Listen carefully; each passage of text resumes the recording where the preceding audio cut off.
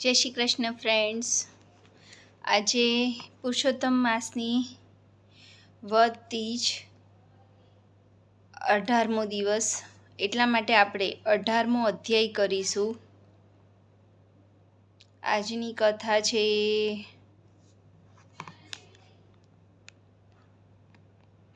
પુરુષોત્તમ વ્રતનું મહાફળ અને વાર્તા છે ચમત્કારિક પ્રસાદની વાર્તા। નારદે પૂછ્યું, હે તપના ભંડાર શ્રી નારાયણ, તે પછી સાક્ષાત ભગવાન વાલ્મીકી ઋષિએ દ્રઢધનવાને શું કહ્યું હતું તે આપ કહો।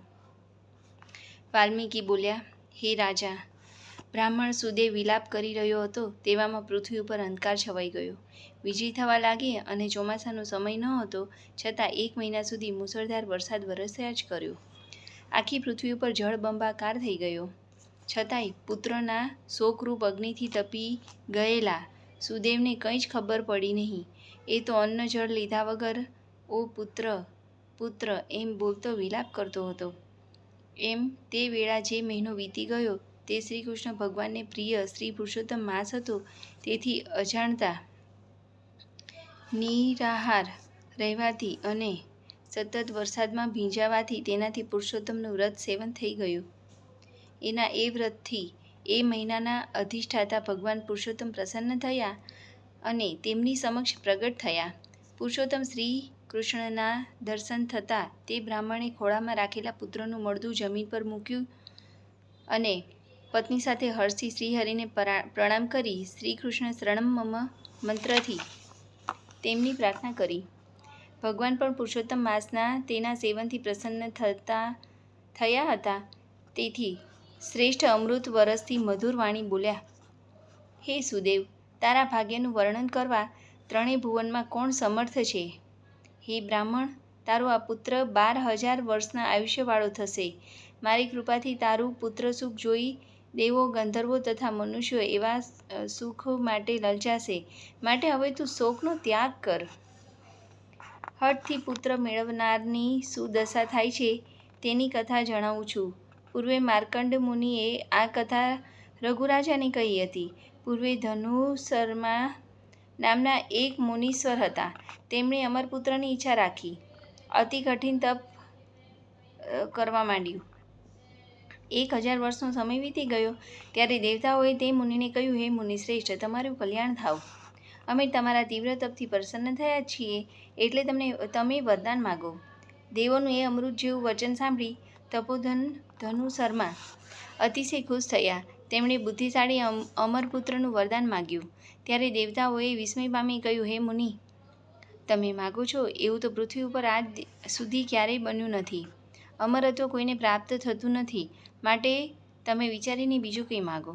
ત્યારે ધનુસર્મા મુનિએ કહ્યું, સામે જે પેલો મોટો પર્વત દેખાય છે તે જ્યાં સુધી રહે ત્યાં સુધીનો આયુષ્યવાળો પુત્ર તમે આપો। આથી સર્વ દેવો તથાસ્તુ કહી વરદાન આપી ઇન્દ્ર સહિત સ્વર્ગમાં ગયા અને ધનુસર્માએ પણ થોડા સમયમાં બુદ્ધિશાળી અને સુંદર પુત્ર પ્રાપ્ત કર્યો। આકાશમાં જેમ ચંદ્ર વધે તેમ એ પુત્ર વધવા લાગ્યો। જ્યારે તે 16 વર્ષનો થયો ત્યારે ઋષિઓના અધિપતિ બ્રાહ્મણે, હે પુત્ર, તારે કોઈ પણ મુનિનું અપમાન કરવું નહીં। આવી શિખામણ મળવા છતાં તે અમરતા પ્રાપ્ત કરેલ પુત્ર પોતાના બળના મદમાં બ્રાહ્મણોનું અપમાન કરવા લાગ્યો। એક વખત અત્યંત ક્રોધી મહર્ષિ નામના મુનિ શાલિગ્રામનું પૂજન કરતા હતા, ત્યારે તેણે શાલિગ્રામને પાણીના કુંડમાં નાખી દીધો।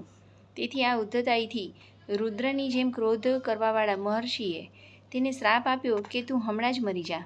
છતાં તે નહીં મરતા તેમણે સમાધિ લગાવી।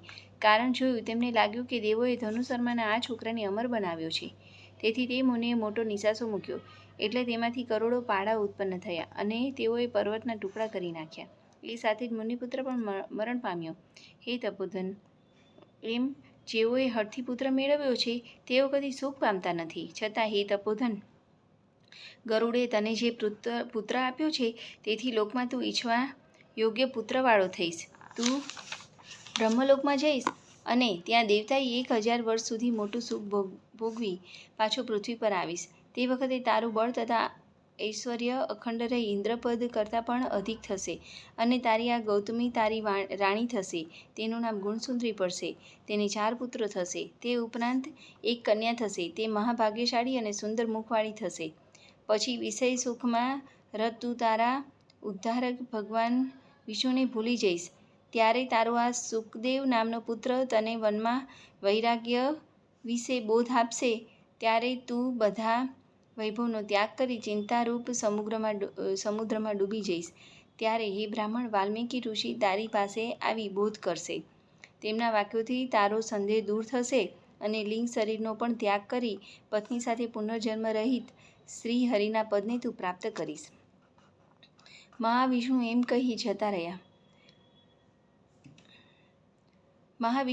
કહી રહ્યા હતા. તે જ સમયે મૃત્યુ પામેલ બ્રાહ્મણ પુત્ર સજીવન થઈ ઊભો થઈ ગયો. પુત્રને જોઈ એ બંને સ્ત્રી પુરુષ ઘણો જ આનંદ પામ્યા અને દેવોએ પણ સંતુષ્ટ થઈ અતિ પ્રસન્નતાથી આકાશમાં પુષ્પોની વૃષ્ટિ કરી.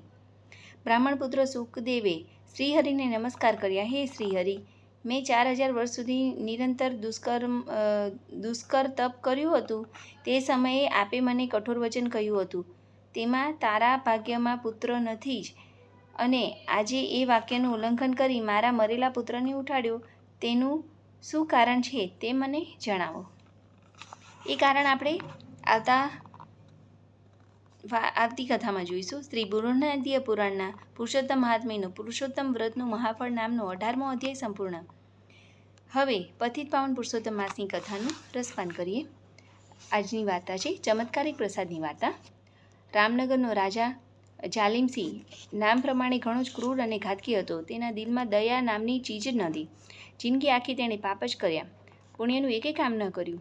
જ્યારે એની રાણી ઘણી ધર્મિષ્ઠ અને દયાળુ તથા વ્રત તપ જપ કરનારી, રાજા જેટલા પાપ કરે તેનાથી બમણું એ પુણ્ય કરે, આમ પાપી જીવન ગુજારતા એ પ્રૌઢાવસ્થાએ પહોંચ્યો.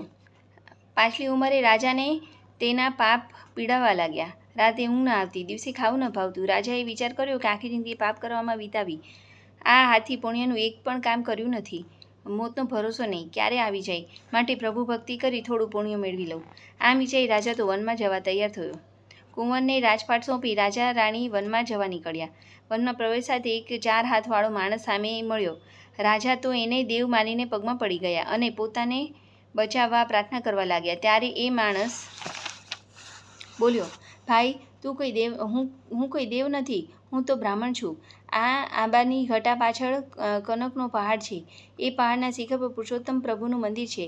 ત્યાં જે પ્રસાદ લે તેના સર્વે પાપોનો ક્ષય થાય છે અને તેના હાથ 4 થઈ જાય છે. ત્યાં ઘણા 4 હાથવાળા માણસો રહે છે. રાજા તો ગળગળો થઈને બ્રાહ્મણને વિનવવા લાગ્યો કે મને કનકના પહાડના દર્શન કરાવો. બ્રાહ્મણ રાજા રાણીને આંબાની ઘટા પાછળ લઈ ગયો, પણ ત્યાં પહાડ ન હતો. કનક પહાડના દર્શન ન થતાં રાજા રુદન કરવા લાગ્યા. ત્યારે બ્રાહ્મણ બોલ્યો, ભાઈ, એ પહાડના દર્શન પુણ્યશાળીને જ થાય છે. જેણે જિંદગીમાં પુણ્યનું એક પણ કામ ન કર્યું હોય તેને પહાડના દર્શન નથી થતા. રાજા તો અતિશય રુદન કરતો પોતાની જાતને ધિક્કારવા લાગ્યો. તેણે બ્રાહ્મણને કહ્યું, ભાઈ, તમારી વાત સાચી છે. મેં આખી જિંદગી પાપ જ કર્યા છે અને એ પાપ આજે મને નડી રહ્યા છે. એમ કહી રાજા હૈયાફાટ વિલાપ કરવા લાગ્યો. એનો પશ્ચાતાપ જોઈ બ્રાહ્મણ બોલ્યા, હે રાજા, આવા ઘોર પાપથી મુક્તિ અપાવે તેવું એક જ વ્રત છે અને તે છે પુરુષોત્તમ માસનું વ્રત. એ વ્રત કરવાથી તમે ગમે તેવા મોટા પાપોનો પણ ક્ષય થાય છે. અને તારા સદભાગે અત્યારે પાવન પુરુષોત્તમ માસ ચાલે છે. છેલ્લા 8 દિવસ બાકી છે. જો અહીં 5 જણ બેસીને ઉપવાસ કરે અને પુરુષોત્તમ પ્રભુના ગુણગાન ગાય તો અવશ્ય કનક પહાડના દર્શન થાય. રાજા તો તરત નગરમાં ગયો, જઈને સેનાપતિને અને પ્રધાનને લઈ આવ્યો. પછી રાજા રાણી, બ્રાહ્મણ પ્રધાન અને સેનાપતિએ વ્રત આદર્યા, 8 દિવસના ઉપવાસ કર્યા. 9મા દિવસના પ્રભાતે કનક પહાડના દર્શન થતાં જ રાજાની આંખમાં હર્ષના આંસુ આવી ગયા. બધા શિખર પર ગયા. ત્યાં સ્વયં પુરુષોત્તમ પ્રભુ બિરાજ્યા હતા. પાંચેય પ્રભુના ચરણે પડ્યા. પ્રભુએ ઉઠાડીને તેમને પ્રસાદ આપ્યો. પ્રસાદ ખાતા જ પાંચેયના હાથ 4 ભુજાવાળા થઈ ગયા. પછી વિમાને બેસી સદેહે વૈકુંઠમાં ગયા. હે પુરુષોત્તમ પ્રભુ, તમે જેવા મહાપાતકી રાજાને ફળ્યા તેવા સૌને ફળજો અને મારી આજની આ વાર્તા સાંભળનાર દરેક દર્શક મિત્રોને પણ ફળજો. બોલો શ્રી કૃષ્ણ કનૈયા લાલ કી જય, પુરુષોત્તમ ભગવાન કી જય, શ્રી સત્યનારાયણ ભગવાન કી જય. જય શ્રી કૃષ્ણ.